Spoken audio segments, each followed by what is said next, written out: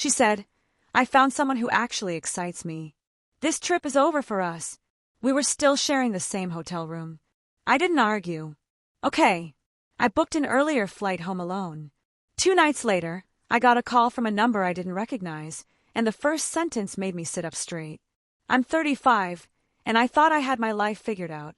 My girlfriend and I had been together for 4 years. We weren't married, but we had talked about it. We lived together, split bills, had our routines. This vacation was supposed to be a reset after a rough few months where we'd both been working too much and barely connecting. We'd saved up for almost a year to afford this 10-day trip to a resort overseas. Day 3 is when everything fell apart. We'd just gotten back from the beach. I was sitting on the balcony with a beer, watching the sunset when she came out and sat across from me.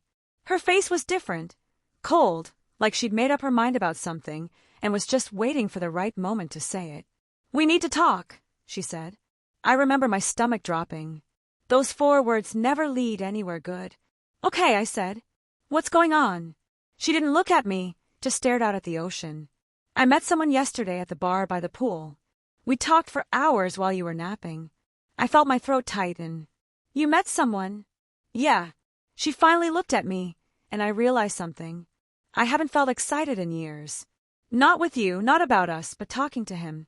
I felt something I'd forgotten existed. I just sat there. I didn't yell, didn't throw anything. I think part of me saw it coming. Honestly, we've been going through the motions for months. "So what are you saying?" I asked. "I'm saying this trip is over for us. I'm not going home with you. I'm staying here. He's staying at the same resort. I want to see where this goes." I looked at her like she was a stranger. And in that moment, she was. "Okay," I said. She blinked. "That's it. Just okay. What do you want me to say? You've clearly made up your mind." "I'm not going to beg." She looked almost disappointed, like she'd expected more of a fight. "We're still sharing this room for the next week," she said quietly. "Not anymore," I told her. "I'm booking an earlier flight.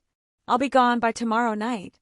She didn't argue, didn't apologize, just nodded and went back inside. I sat out there for another 2 hours, drinking and staring at nothing. The resort music drifted up from below, some tropical playlist that suddenly felt mocking. Couples walked hand in hand on the beach. I wondered how many of them would make it. How many were already broken but didn't know it yet. Then I went inside, opened my laptop, and changed my flight to the next evening. It cost me an extra $300, but I didn't care. I wasn't going to spend another week watching her fall in love with someone else. The confirmation email felt like a divorce paper. The next day was the most awkward 24 hours of my life. She left early in the morning, didn't say where she was going. I knew where she was going. I packed my stuff slowly, folding each shirt like it mattered because focusing on something simple kept me from losing it completely. I sat by the pool alone, ordered breakfast I couldn't eat, and tried to process what the hell had just happened. A couple next to me was arguing about sunscreen. I almost laughed. Some problems are so small. She came back late that afternoon, showered, changed into a dress I'd never seen before, and left again without a word. She smelled different, new perfume, probably. I didn't see her again before my shuttle came. I left the room key on the nightstand with half the vacation money we'd budgeted. I'm not cruel, just done. I flew home alone, spent the entire flight replaying the last 4 years in my head, wondering where it all went wrong. The guy next to me kept trying to make small talk. I pretended to sleep. By the time I landed, I felt numb. I went back to our apartment, realized half her stuff was still there, and just collapsed on the couch. Her coffee mug was still in the sink from the morning we'd left. I stared at it for an hour. That's when my phone rang. 2 nights after I got home. It was almost midnight. I was halfway through a bottle of whiskey, sitting in the dark, watching nothing on TV. A known number. I almost didn't answer. "Hello? Is this you?" A man's voice. Rough, angry, stressed. "Who is this?" "I'm calling about your girlfriend or ex-girlfriend, whatever she is." My heart started pounding. The whiskey fog cleared instantly. "What about her? Is she okay?" "She got into a fight with my wife." I froze. The room seemed to tilt. "Your wife?" "Yeah, my wife. The woman I'm married to. The woman your girlfriend didn't know existed until 2 hours ago when my wife showed up at the resort and found us together. I felt like I'd been punched in the stomach. Wait, you're the guy Yeah, I'm the guy. And I didn't tell her I was married because I'm apparently a piece of. But that's not why I'm calling. After my wife hit her, your girlfriend completely lost it. Started screaming, throwing things, tried to attack my wife back. Security got involved. Police came. She's been detained. They're talking about pressing charges for assault and property damage. She gave them your number as an emergency contact. I couldn't breathe. My hands were shaking. Are you serious right now? Dead serious. Look, I don't know what you want to do, but she's asking for you. Crying, hysterical. She doesn't have anyone else out here. Her credit cards are maxed. The hospital wants payment. The hotel wants her out. I hung up. I sat there in the dark for 10 minutes, staring at my phone like it was a bomb. The TV flickered. Somewhere outside, a car alarm went off. Normal life continuing while mine imploded. Then it rang again. Same number. Don't hang up, he said quickly. She really needs help. She's in a foreign country with no money left and possibly facing legal trouble. I can't help her. My wife is losing her mind. This is a disaster. Not my problem, I said. My voice sounded strange, calm, dead. She ended things. She chose you. She can figure it out. Man, I get it. But I hung up again. Blocked the number. Poured another drink. Update 1. I didn't sleep that night. I kept thinking about her sitting in some hospital or police station, alone and scared. Part of me felt bad, the human part, the part that had loved her for 4 years. The other part felt like she'd made her bed, and now she could lie in it. That part was louder. Around 3 o'clock in the morning, I got a text from her number. It was long, rambling, no punctuation, apologizing over and over, begging me to help her, saying she'd made a horrible mistake, that she was scared and alone, that she had no one else, that I was the only person who'd ever really cared about her. I read it 3 times. Then I didn't respond. The next day, I called the resort, gave them my name and confirmation number, confirmed that she'd been involved in an incident. They were professional but clearly uncomfortable. They told me she'd been released from police custody, but had to stay in the country for a few days while they sorted things out. Some kind of legal hold. I asked if she needed anything. They said she checked out and was staying in a cheaper hotel now and seemed to be managing. I felt a sick sense of satisfaction. Then I felt guilty for feeling satisfied. Then I felt angry for feeling guilty. The cycle repeated all day. I called my best friend that evening and told him everything. He listened without interrupting, which is rare for him. When I finished, he laughed. Actually laughed. Dude, he said. She left you for a married guy she met at a pool bar and got into a fist fight with his wife. That's absolutely insane. That's like a bad movie plot. I know. And now she wants you to rescue her. Yeah. Are you going to? I thought about it. Really thought about it. Imagine flying back there, playing the hero, fixing everything. Imagined her gratitude, her promises, her tears. No, I said. I'm not. Good.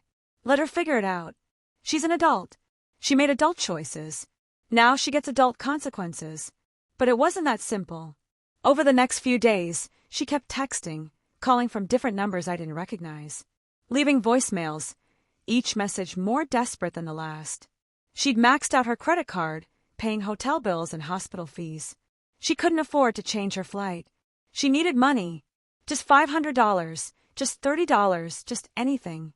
I ignored all of it, deleted without listening after the first few. Then her mom called me. Please, she said. Her voice was shaking. She'd always been kind to me. I know what she did. She told me everything. I'm furious with her, but she's my daughter. She's stuck there. I can't afford to help her. I'm on a fixed income. Can you please just wire her enough to get home? I told her mom I'd think about it. I didn't think about it. Then I blocked her number too. That one hurt. Her mom didn't deserve this. But I couldn't start opening doors. Update 2. A week went by. I started moving her stuff out of the apartment, packed it all into boxes methodically. Every item felt like evidence. Photos of us smiling, her favorite coffee mug, books she'd never finished, a sweater she'd stolen from me 2 years ago. I put it all in the storage unit we'd been renting. Changed the locks. Had a locksmith come out the same day. I know that sounds cold, but I didn't want her coming back and acting like nothing had happened. Didn't want to come home and find her in our bed crying. Then I got a Facebook message from someone I didn't know, a woman. The profile picture showed a woman in her 40s smiling, standing with 2 kids. She said she was the wife, the one who'd hit my ex. "I'm sorry for what happened," she wrote. "I didn't mean to drag you into this, but I thought you should know the truth about what kind of person she is and what kind of person my husband is. We both deserve better." She sent me screenshots, messages between her husband and my ex. Dozens of them. They'd been talking for weeks before the trip, since before we'd even booked the vacation. He'd clearly lied about being single, told her he was a businessman traveling alone. She'd sent him photos, flirty messages, plans to meet up, fantasies about running away together. But there was more. Turns out my ex had told him we'd already broken up before the trip, that I was just a friend traveling with her because we couldn't get refunds, that she was completely available and couldn't wait to be with him, that I was controlling and she was finally escaping. I stared at those messages for a long time. My coffee went cold. The sun set outside my window. She'd lied to him, lied to me, probably lied to herself. This wasn't spontaneous. This was planned, calculated. I was supposed to be there as the safety net while she test drove her new life. I didn't respond to the wife, just closed the messages and sat there feeling numb. Then empty, then strangely relieved because now I knew for sure. No doubts, no what-ifs, just clarity. 2 days later, my ex finally made it home. I know because she showed up at the apartment, started banging on the door at 9 o'clock at night. I was watching a game, eating takeout, actually having a decent evening. "Let me in," she shouted. "We need to talk. Please, I know you're in there." I opened the door, but kept the chain on. She looked terrible. Hair messy, dark circles under her eyes, clothes wrinkled. Part of me felt bad. The other part felt nothing. "Your stuff is in storage, Unit 212. I'll text you the code," I said calmly. "Are you serious right now? You can't just throw away 4 years. I didn't throw away anything. You did on day 3 of our vacation. I made a mistake. I'm sorry. I was confused and stupid and I don't know what I was thinking. And you lied. You told that guy we'd already broken up. You were planning this before we even got on the plane." Her face went pale. Her mouth opened, closed. "Who told you that? Doesn't matter. It's true, isn't it?" She didn't answer, just stood there with tears running down her face, mascara streaking. She looked young, suddenly lost. But that wasn't my problem anymore. "We're done," I said. "Don't contact me again. I'm serious. I'll get a restraining order if I have to." "You don't mean that. You loved me." "I did love you. Past tense. That person doesn't exist anymore." I closed the door. She stood out there crying for another 10 minutes, pleading through the wood. Then she started yelling, calling me names, saying I was heartless, that I never really loved her, that I was probably relieved this happened. The neighbors probably heard everything. I didn't care. Finally, she left. Update 3. That was 3 months ago. I haven't heard from her since that night. Mutual friends tell me she moved back in with her parents 2 states away, lost her job because she'd taken unauthorized time off to extend her trip, and then couldn't return on time due to the legal issues. She called in sick, then just stopped answering when they tried to reach her. Last I heard, she was working retail part-time and still paying off the credit card debt from the vacation. The legal stuff got dropped eventually. The wife decided not to press charges. Small mercies. The married guy. His wife divorced him within 2 months. Apparently, my ex wasn't his first affair, not even his second. The wife messaged me one more time about a month after everything to say, "Thank you for not causing more drama and wish me well." She seemed like a good person. I hope she's doing okay. We both got played by people we trusted. As for me, I'm doing okay. Better than okay, actually. I got a promotion at work last month. My boss said I seemed more focused, more driven. Funny how betrayal can fuel ambition. I started going to the gym regularly, actually enjoying it. Picked up a couple hobbies I'd abandoned years ago. Guitar, photography, things I'd stopped doing because she found them boring. I started seeing someone new about 6 weeks ago. Nothing serious yet, but it's nice. She's kind, honest, direct. We met at a coffee shop. She spilled her drink on my laptop, apologized profusely, offered to buy me a new one. I said it was fine. It was old anyway. We laughed.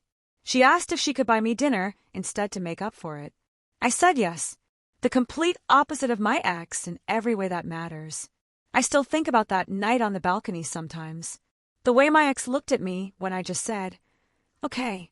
I think she expected me to fight for her, to make some grand gesture, to beg and plead and prove I cared, to show her she mattered enough to hurt over.